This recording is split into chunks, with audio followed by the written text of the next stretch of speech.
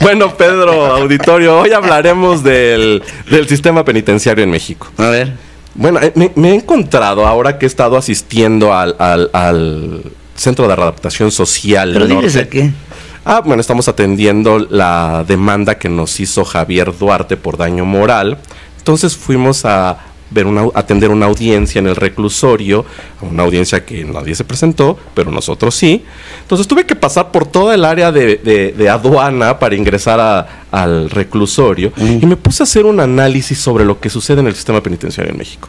El reclusorio norte, en específico, tiene una capacidad de 5,631 personas pueden estar adentro. Recluidas. Tiene ahorita 12,000. Paso, mecha. El oriente tiene la misma capacidad y tiene 10,700. O sea, estamos sobre 2-1. Hice un análisis sobre lo que está pasando en nuestro sistema penitenciario en México, Pedro, auditorio, y noto que nuestras leyes cada vez se extienden más en la parte coercible de los delitos.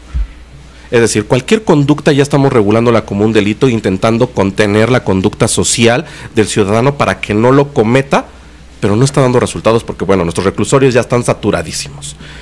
Creo, y he hecho un análisis sobre qué está sucediendo en el sistema penitenciario en México. El artículo 18 constitucional, Pedro, establece que tiene que haber una reinserción social.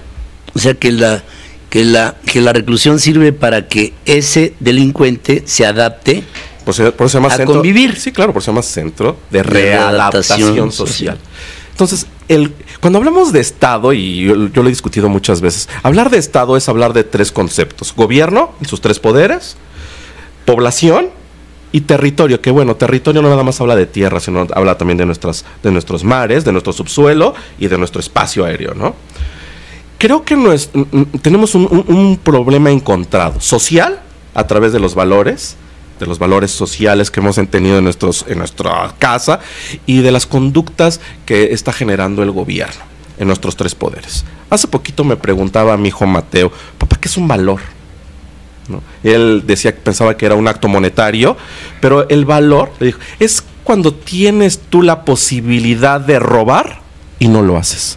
Ese es un valor, ¿no? ¿Cómo le puedes explicar a un niño de 5 años? ¿Es el valor de la honestidad? No. Ayer tú y yo a las 10 de la noche, porque han de saber que el ingeniero Ferri se levanta, yo creo que pues no sé, a las tripas. Todavía Beto Sarubi y él salen cuando el semáforo todavía está en intermitente, ¿no? Entonces todavía no llega a ponerse entre los tres colores. A las 10 de la noche hablando de valores de honestidad y de lealtad, pero es súper adicto al trabajo, ¿no? Entonces, esta parte del sistema penitenciario significa que no estamos haciendo las conductas, no estamos haciendo un análisis sobre las conductas sociales. Lo que queremos hacer con la tipicidad de nuestras normas, ¿es meter a más gente a la cárcel? ¿O realmente contenerlo a través de conductas? El sistema penitenciario en México es de lo más retrógrada en el mundo, Pedro. Sí, porque se convierten en lugar de ser universidades para la rehabilitación, son para el crimen. Es decir, sales con más mañas, si es que sales con un rencor social bárbaro. No sé si ya hay hasta memes en las redes sociales de con un speech de: acabo de salir del reclusorio, por favor, cooperen con una moneda. O sea, es tan deplorable nuestros valores sociales, porque a veces todo le cargamos al gobierno de las conductas que suceden. Creo que nuestro sistema penitenciario está de la mano con los valores sociales que están pasando hoy en México. Los jóvenes de hoy y los niños no están inducidos a tener valores, ¿no? La materia de ética, pues antes era una materia que, bueno, creo que hasta a Sarubi y a mí nos tocó esa materia. Más que obligada. Y hoy ya no está dentro de nuestro sistema educativo. Ayer decíamos, ¿no? Realmente nuestro sistema educativo sí está dando resultados. La espina dorsal del progreso de cualquier país, Pedro, y creo que tú y yo hemos coincidido mucho, es la educación. Y la educación no nada más se refiere a la educación escolar, sino a la educación en los núcleos familiares para evitar que las conductas sociales se conviertan en delitos. Eso, qué bárbaro, qué bien.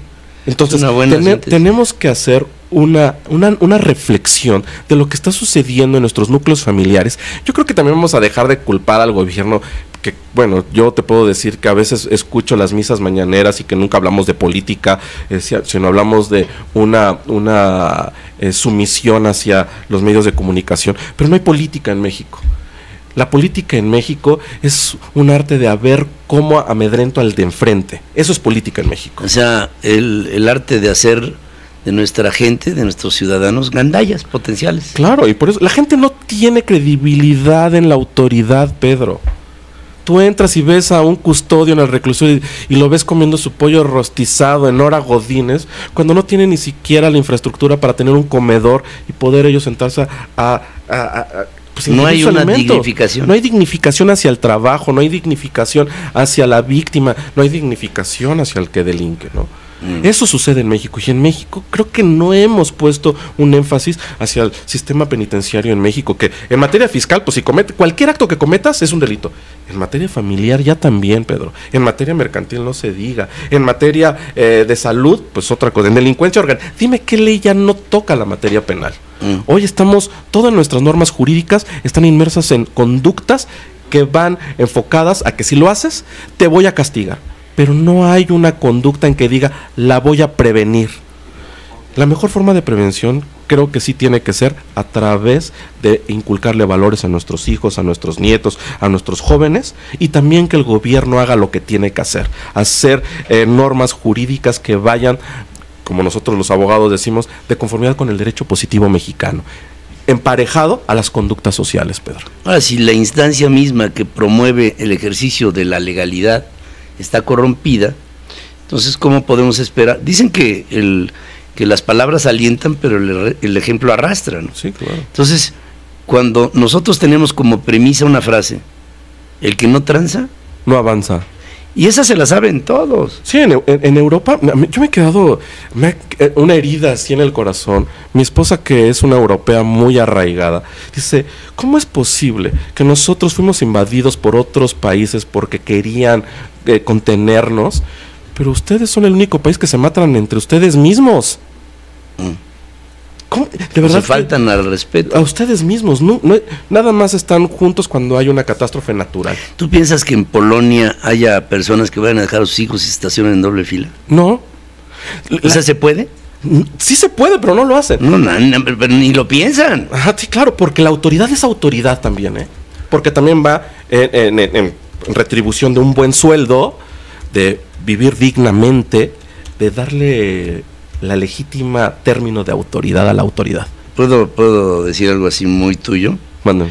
Yo recuerdo mucho cuando se casaron, Carolina y tú, en Polonia, que mi esposa y yo fuimos emocionados testigos de la boda. Y llegó la ministro encargada de casarlos. Y nunca olvidaré que traía una cadena de mando y un escudo, un pendón que representaba su autoridad. Y en la medida que ella estuvo ahí, la autoridad que representaba ese pendón se convertía en la presencia de Polonia, que estaba ahí al frente de lo que fue la unión de ustedes cuando le dijeron a ella, dejas tu apellido Antonievich por convertirte en González, y en ese momento ella dijo que sí, y en ese momento hubo una presencia pesada de Polonia, de la autoridad, en tu ceremonia, que sí, fue claro, bellísimo. La gente no se consume una cerveza, Pedro, porque sabe que si los detiene la policía, les pueden quitar su licencia y los pueden privar de su libertad 2 años. Porque no nada más arriesgan su vida, sino arriesgan la vida de los demás. Claro. En México, pues, nos echamos 2 cervecitas y pues mientras no me agarre el alcoholímetro y me lleven al torito, no pasa nada. No tenemos un respeto hacia la autoridad porque tampoco tenemos los valores para eso. Si me puedo pasar el alto, me lo paso. Si puedo, lo que sucede ahorita, ¿no? Con el huachicol, que también lo tocó Alberto García Zarubi, ya lo dejaron en el olvido. ¿Cómo es posible que alguien que delinque de una manera deliberada todavía reciba una concesión del Estado, Pedro? No, es impensable. O que luchas en contra de algo que resulta asaz ilegal y no haya culpables. No, pero etéreamente sí, claro, se acaba con el problema, ¿no? Sin que haya crimen y castigo. Sí, yo siempre he dicho, ¿dónde se vence la obligación? Pues cuando hay una retribución a la obligación, claro, ¿no? En México no existe. Todo mundo tenemos derecho a hacer lo que creemos es correcto. porque aparte todos nos convertimos en juzgadores, en determinantes, y siempre el de enfrente es el culpable. Creo que también en nuestra cultura debemos dejar de pensar de que siempre el de enfrente es culpable. Tenemos que empezar a hacer modificaciones en nuestras conductas, en materia fiscal, en materia civil, en materia familiar, en cualquier materia. Y por ejemplo, en esto que hacemos, o que haces tú que tienes años haciéndolo, la libre expresión en México, qué temeraria es, Pedro, ¿eh? Es temeraria. Y lo digo con ese término, ¿eh? Es temeraria. Pero ¿sabes qué? Que al final prevalece el valor. Pero esos son los valores de pocos.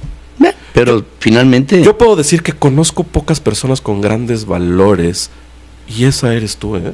Esa persona eres tú, con grandes valores que no se dejan amedrentar. A veces te meto en broncas, ¿verdad? No, claro, y a veces digo, ahora, ¿en qué situación estaremos? Pero eso es porque tienes la libertad de hacer lo que la ley te permite. En unas cuantas frases les sintetizo cómo nos hicimos amigos, Hamlet y un servidor. Yo confío en el conocimiento, en el derecho fiscal de un hombre que ha sido uno de los mejores alumnos que ha habido en derecho fiscal en México, punto. Este señor que tengo aquí enfrente. Y cuando en alguna ocasión se me echó el SAT encima para intimidarme, producto de un régimen que ya terminó, la respuesta era, pues vamos a pactar con el SAT. Y le dije a Hamlet, de ninguna manera te vas a pelear con el Estado mexicano. Pero eso implica demandar al presidente y al secretario de Hacienda y al director del SAT y al director metropolitano. Pues demándalos a todos. ¿Qué pasó? Bueno, en primer lugar me viste que estaba yo medio loco, ¿no? Sí, claro. Pero después le entraste al juicio y ¿qué pasó? Pues que ganó. Sí, ha sido una de las cosas más importantes en mi vida, porque no nada más era un asunto jurídico, sino un asunto político. Y de una perversión persecutoria hacia la libertad de expresión. Sí, claro. Y hoy se sigue dando, Pedro, ¿eh? Sí. Hoy se sigue dando, y creo que hoy se da mucho más fuerte que en el sexenio anterior. Hoy siento un régimen poderoso de intentar coartar la libertad de expresión. Pues aguas, porque es por eso que somos hoy un esfuerzo binacional. Lo que aquí estamos diciendo tiene repercusión en los Estados Unidos y viceversa. No por otra cosa, simplemente porque entendemos que hoy la comunidad global no te permitiría el entrar en un proceso recesivo de una prohibición a la expresión, a través de la expresión de algo que ya debe de ser de modé, es la censura. No puedes callar al hombre, nunca. Nunca. El hombre no puede callar, no está hecho para callar, y menos para callar a los demás.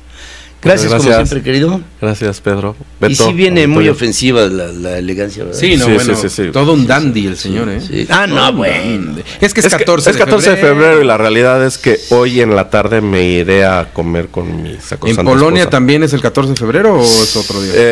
¿Qué crees? No me lo preguntes al aire.